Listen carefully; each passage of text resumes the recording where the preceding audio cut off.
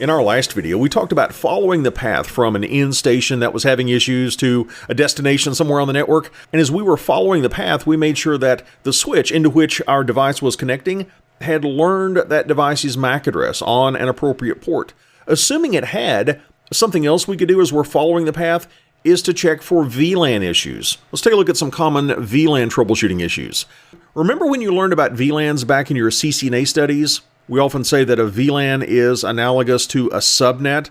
We have typically a single subnet associated with a single VLAN. It could be that the host has an incorrect IP address. Again, thinking back to your CCNA studies, remember those exercises you did with IP addressing, where you looked at an IP address and a subnet mask and you determined whether or not that IP address belonged to a specific network. You might need to do that. You might need to take a look at a network topology, and based on the IP address and subnet mask of the interface in the router or multi-layer switch, make sure that a device connected off of that interface belongs to the same subnet. So let's use our network documentation to confirm that the host is in the correct subnet. We could make an IP address misconfiguration on the switch, on a multi-layer switch. If we have an SVI, a switched virtual interface setup, which can route for all ports belonging to a VLAN, we assign an IP address much like we would assign an IP address to a routed interface.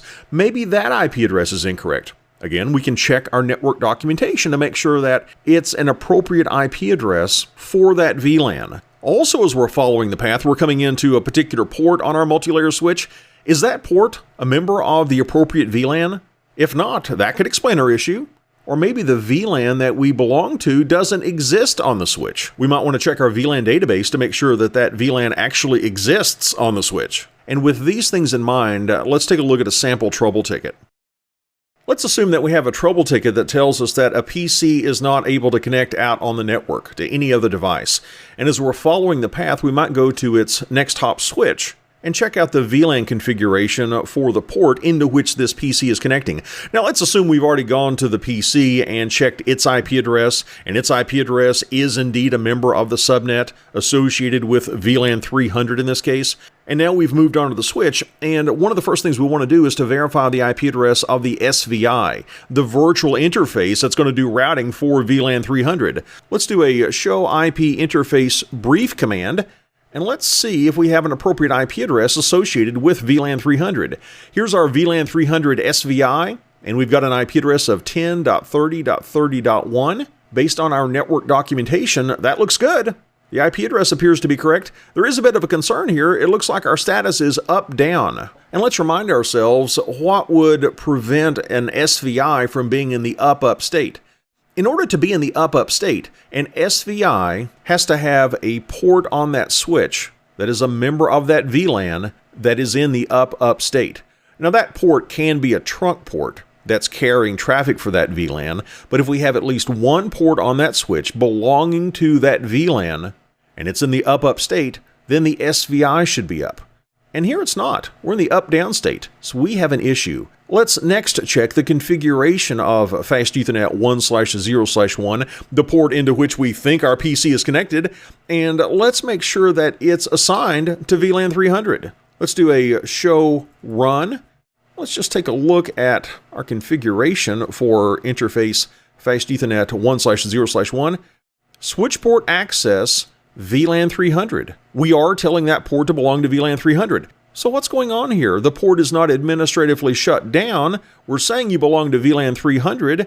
We can do a visual inspection and see that the PC is indeed connected into that port and it's powered on. What could be going on? Well, remember the criterion. In order for an SVI virtual interface to be up, we have to have at least one port that belongs to that VLAN that's in the up state.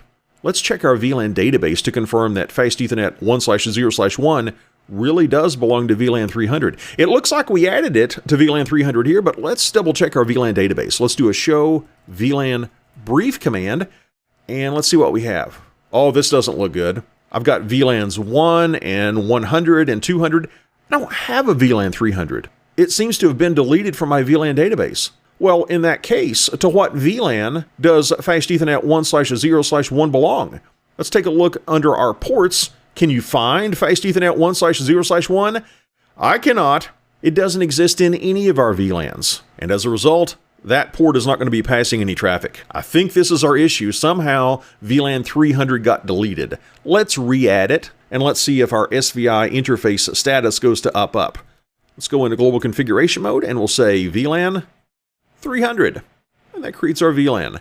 And we'll give it a few moments and see if we have an up state. I skipped ahead several seconds in the video just then to allow Spanning Tree Protocol to do its thing so that port could go active. But after Spanning Tree finished and that port went into the forwarding state, it says that VLAN 300 changed its state to up. Let's check it out. Let's do a show IP interface brief command. And now VLAN 300 is indeed in the up state because there is a port belonging to that VLAN which is in the up state. And we can do a show VLAN brief command, and this should confirm for us that Fast Ethernet 1/0/1 is a member of VLAN 300. That's a look at how we can troubleshoot some common VLAN issues. Keep in mind things like IP addressing. We say that a VLAN corresponds to a subnet. Does the SVI interface belong to the correct subnet? Does the host's IP address belong to the correct subnet? Is the port assigned to the correct VLAN, and does that VLAN exist? And in this trouble ticket, the VLAN did not exist, but everything started to work when we re-added the VLAN.